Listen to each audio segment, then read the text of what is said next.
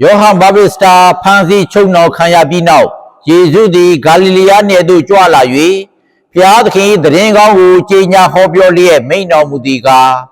အချိန်ကာလပြည့်စုံလေပြီဘုရားသခင်နိုင်ငံတော်သည်လည်းရောက်လို့နေပြီနောင်တရကြ၍ဧဝံဂေလိတရားတော်ကိုယုံကြည်ကြလောဟု၍ဖြစ်သည်ကိုတော်သည်ဂါလိလေပင်လယ်နာကာနာတလျှောက်ကြွသွားတော်မူစဉ်စီမုန်နှင့်သူ၏ညီအန္ဒရုတို့သည်ပင်လယ်တွင်ပိုက်ကွန်ချနေသည်ကိုမြင်တော်မူ၏အကြောင်းမူကားသူတို့သည်တန်ဃာသည်များဖြစ်ကြ၏ထိုအခါယေရှုကသူတို့အားငါနောက်သို့လိုက်ကြလော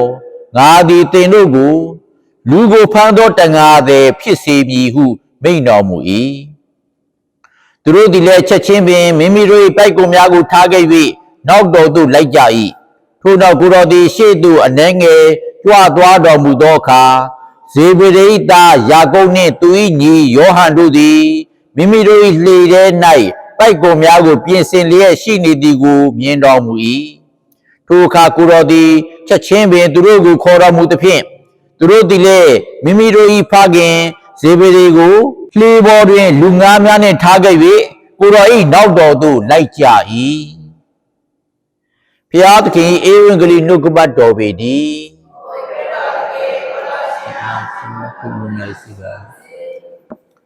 ဒီနေ့ဖတ်သွားတဲ့ပထမကျမ်းစာမှာလေသားသမီးမရတဲ့ဟန္နာကသူစိတ်အားငယ်နေတယ်ရှေ့ဆက်ရှောင်းမဲ့ဘွားခီးမှာဘလို့ကြောတောက်နှက်ခတ်မရှိဘဲနဲ့သူ့ဘွားကိုခီးဆက်ရပါမလဲစိုးရိမ်ပူပန်မှုတွေရှိတယ်ဒါပေမဲ့သူကဘုရားသခင်ပေါ်မှာယုံကြည်စိတ်ချတယ်အားကိုးတယ်သူ့ရဲ့ဘဝကိုဘုရားသခင်ကိုအနံ့တယ်ဆိုတဲ့စိတ်ထားအဲ့ဒီဟာကျွန်တော်တို့တွေစဉ်းစားဆင်ခြင်ကြစို့ဒီနေ့ဘုန်းကြီးဖတ်သွားတဲ့ဧဝံဂေလိကျမ်းစာမှာလည်းပထမဦးဆုံးခေါ်တော်မူခံရတဲ့တပည့်တော်ကြီးတွေသူတို့ကဘာအရေးချင်းမှမရှိပါဘူးဒါပေမဲ့ယေရှုဘုရားရှင်ခေါ်တဲ့အခါမှာစိတ်ချလက်ချနဲ့နောက်တော်ကိုလိုက်တယ်ဒီနေ့ပထမဖတ်သွားတဲ့ကျမ်းစာမှာအာနာကတာသမီမရတဲ့လူတယောက်အနေနဲ့အမြဲတမ်းဂုဏ်ငယ်တယ်တော့အားလည်းငယ်တယ်ရှေ့ဆက်ရှောင်းမဲ့ခရီးကလည်းမရေရာဘူးဆိုတဲ့ဘဝမျိုးဖြစ်တယ်နော်အဲ့လိုတာသမီမရနိုင်တဲ့ဟာမဖြစ်နိုင်တဲ့ဟာကိုဘုရားသခင်ကအသုံးချပြီးတဲ့အခါမှာသူ့ရဲ့အစီအစဉ်ကိုဆောင်ရွက်လေရှိတယ်အာနာကနေပြီးတော့ဘုရားသခင်တကူတော်ကြောင့်မို့တာသမီရလာတဲ့သားကလည်းဘယ်သူလဲစာမြူဝဲဟာဘုရားသခင်ရဲ့အလိုတော်ကိုဆောင်ရွက်ဖို့အတွက်အာနာကသူမွေးတဲ့စာမြူဝဲကိုသူမယူထားဘဲနဲ့ဘုရားသခင်ကိုအနံ့ပူဇော်တယ်ဘုရားသခင်တို့အလိုလိုရတဲ့တရားသူကြီးဖြစ်လာတယ်အဲ့ဒီရှေးခါတုန်းကသူတို့ဣသရေလလူမျိုးတွေကိုနော်ဘုရင်ကအုပ်ချုပ်တာခေတ်မပေါ်ခင်မှာတရားသူကြီးတွေကအစဉ်ဆက်အုပ်ချုပ်တယ်အဲ့တရားသူကြီးတွေကအစဉ်ဆက်အုပ်ချုပ်တဲ့အခါမှာသူတို့တရားသူကြီးအုပ်ချုပ်တော့နားထောင်ကြတယ်ဘုရားသခင်ကိုသစ္စာရှိကြတယ်နောက်အဲ့တရားသူကြီးတည်သွားတဲ့အခါကျတော့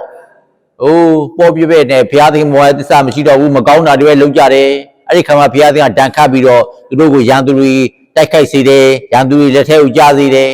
နောက်တစ်ခါနောင်တရလာကြပြန်ရောအဲ့ဒီခါမှာတရားသူကြီးကဆက်ပြီးတော့ထိန်းရပြန်ရောအဲ့လိုနဲ့တန်နေရလဲနေတာပေါ့ဒါမျိုးမဖြစ်တော့ဘူးဘယင်ခန့်ပြီးပါဘယင်စနစ်နဲ့ပဲသူတို့တည်မြဲစွာအုပ်ချုပ်စေမယ်ဆိုပြီးတော့တရားသူကြီးစာမြူရဲ့လက်ထက်မှာဘယင်ရွေးလိုက်တယ်စောလူမင်းဆိုတဲ့နော်ဣဇရာလူမျိုးတွေရဲ့ပထမဆုံးဘယင်အဲ့ဒီအားဖြင့်ဘယင်စနစ်နဲ့ဘုရားသခင်ရဲ့အလိုတော်တိုင်းစနစ်ကြကြနဲ့အုပ်ချုပ်သွားစေတယ်အဲ့လိုကြီးကျယ်တဲ့ဟာတွေလုပ်တယ်အဲကြောင့်မို့အာနာနေတဲ့ကဘုရားသခင်မတတ်နိုင်တာမရှိဘူးဆိုတဲ့ယုံကြည်ခြင်းအဲ့ဒီယုံကြည်ခြင်းကကျွန်တော်တို့ကပေါ်သေးသေးတွဲလို့မရဘူးเนาะကျွန်တော်တို့လူတွေလည်းပဲဒီနေ့စိတ်အားငယ်တာတွေရှိမယ်မရေရာတာတွေရှိမယ်သူနဲ့လက်ထပ်ဖို့ဆုံးဖြတ်လိုက်ပြီးဖြစ်ပါမလားအပြင်မပြေပါမလားငါအိမ်တော်ဘက်ကဆုံးသွားပြီရှေ့ဆက်ရှောင်းမဲ့ဘဝအစင်မပြေပါမလားမရေရာတာကြီးအများကြီးပဲဒီနေ့တော့စိတ်ကကတိကောက်ဖြစ်တယ်မနေ့ကဒီလူငါဆုံးဖြတ်လိုက်တယ်ဆက်ပြီးတော့အဲ့ဒီဆုံးဖြတ်ချက်ကအစင်ပြေပါမလားငါတော့ဒီစီဝါရေးကိုငါအရင်ဒီလိုပုံပြီးလုပ်လိုက်တယ်ငါရှုံးမလားငါရှုံးရင်တော့သေပြီဗျငါရင်းနေကမကြံတော့ဘူးဗျမရေရာတာတွေအများကြီးရှိတယ်အဲ့လိုမရေရာတာတွေနဲ့စိတ်ကကမောက်ကမဖြစ်တာကောင်းတယ်ဟန်နာလိုဖြစ်တယ် တပည့်တော်တွေလည်းသခင်တို့နောက်တော်သူလိုက်သူတို့ပြောတာဘူးမသိဘာမသိလိုက်တာပဲသူပညာတာလည်းမဟုတ်ဘူးကျမ်းစာရေးတတ်တဲ့လူလည်းမဟုတ်ဘူးဖျားတရားမြဲတဲ့လူတွေလည်းမဟုတ်ဘူးလူပုံလည်းမဂုံတိတ်ကရှိတဲ့လူတွေလည်းမဟုတ်ဘူးအထင်နာမည်ကြီးတဲ့လူလည်းမဟုတ်ဘူးမရေမရာနဲ့လိုက်တယ်အဲ့ဒီခါမှာသူတို့ရဲ့စိတ်လုံးသားဘာဖြစ်ရမလဲဒီတိုင်းနေတဲ့ဖျားကိုအားကိုးသွားမယ်ဒါကြောင့်ကျွန်တော်တို့ကတခါတည်းစစ်ဆယ်တွေဘွားတို့သူတော်စင်တွေဘွားအားကြတာပေါ့သူမနဲ့မေတ္တာတို့နေ့လေမေတ္တာတို့ဒီလေဟောကြညနေမေတ္တာတို့ညမေတ္တာတို့စိတ်ပရိစိတ်ဟုတ်သူတို့တော်တော်များများအဲ့ဒါလုံးပါပဲတော်ရကြတာဆိုတော့ကျွန်တော်တို့ကအခုမှပဲသဘောပေါက်တော့တာအဲ့လိုငါစိတ်ကဇူဇာဖြစ်တာလေအရင်ဒီကပတ်စံတဲ့ပုံအပ်လိုက်ပြီလေအစင်မပြေပါမလားမသိဘူးကြဟုတ်အဲ့လိုငါအိမ်တော်ဘက်ကတော့ဆုံးသွားပြီလေငါသားသမီးတွေပညာရေးနဲ့ဗာရှေ့ဆက်ပြီးတော့ဒီပညာရေး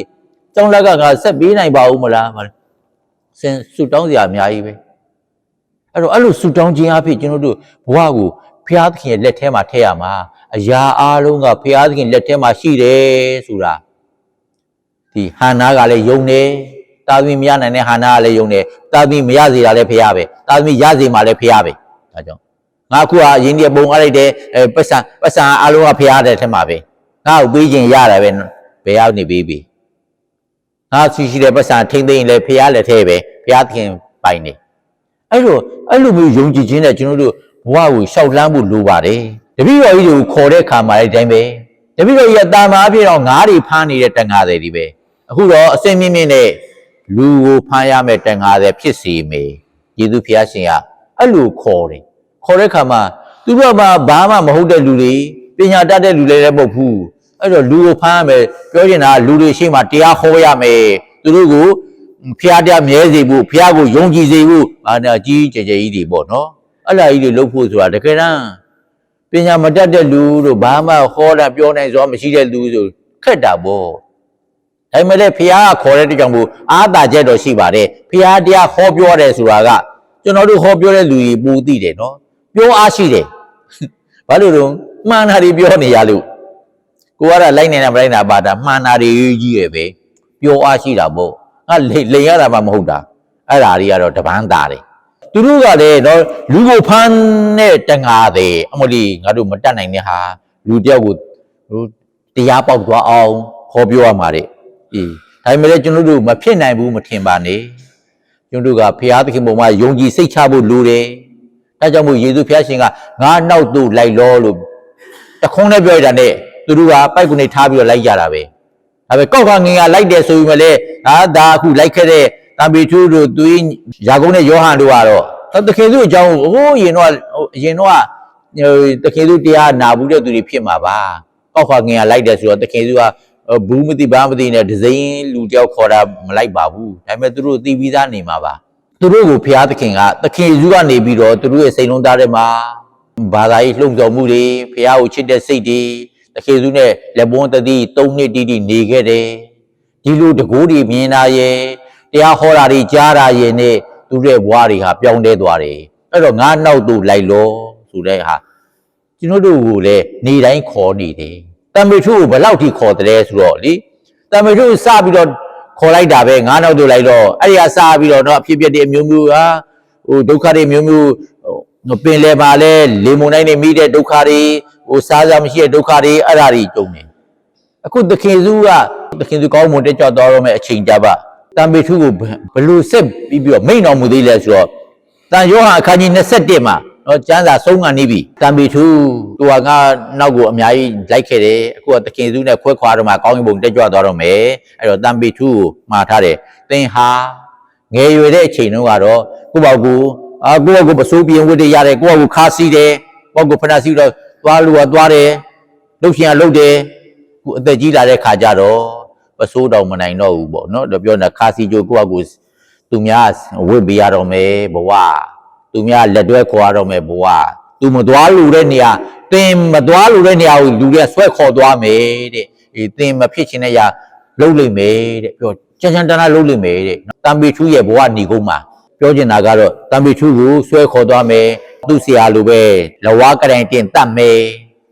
အဲ့ဒါမျိုးတွေကြုံမယ်ဆိုပြီးတော့ယေရှုဖျားရှင်ကကြိုတင်ပြီးတော့နမိတ်ဖတ်လိုက်ခြင်းဖြစ်တယ် အဲ့ဒီစကားမိန့်တော်မူတဲ့အခါမှာနောက်ဆုံးမှာဗာမိန့်တော်မူလိုက်တယ်လေငါနောက်သို့လိုက်လောဟိုအစတော့လည်းငါနောက်သို့လိုက်လောဆိုပြီးတော့ခေါ်ခဲ့တာပဲအခုတခင်သူနဲ့ခွဲခါကနေလေငါနောက်သို့လိုက်လောဘယ်တော့မှမပြီးတော့အဲ့ဒီစကားနဲ့အဆုံးသတ်ထားတာကိုတွေ့ရပါတယ်ဘုရားသခင်ငါတို့ကိုခေါ်တယ်ငါတို့ကိုဒီလိုနေဖို့ခေါ်တယ်ဒီပြည့်တွေရှောင်ဖို့ခေါ်တယ်ဒီဘွားနဲ့နော်တာဝန်ကျေနဲ့လှုပ်ဆောင်ဖို့အကျိုးဖြစ်ထွန်းဖို့ခေါ်တယ်ဒီလိုခေါ်တဲ့ခါမှာကျွန်တော်တို့ကဘုရားကိုယုံကြည်စိတ်ချပြီးတော့ကိုယ့်ဘက်ကစိတ်ဆန္ဒပါဖို့ပဲလိုတယ်ခေါင်းငိမ့်ဖို့ပဲလိုတယ်ဘုရားကိုညင်းဆန်နေတဲ့လူကတော့ဘယ်တော့မှမအောင်မြင်ပါဘူးလူရဲ့ကာဏကလည်းဟုတ်တယ်ဝရိယလုံးတော့ဝရိယရှင်နဲ့ကြိုးစားတယ်ဖះဘက်ကိုလည်းသူကယုံကြည်စိတ်ချတယ်အဲ့ဒီလူဟာဘဝကိုအောင်မြင်စေတယ်ကိုဘဝကိုလည်းမပြင်းဘူးဖះခေါ်တဲ့ဟာမှာမငင်းဘူးကောင်းကြီးတယ်ငါတော့သူလိုက်တော့ဟုတ်ကဲ့လိုက်မယ်ဘာလို့တော့မရေမရတဲ့ဘဝကိုကပညာမတတ်ငါလုံနိုင်ပါမလားမရေမရတဲ့ဘဝတွေကိုဘာလုပ်လိုက်လဲ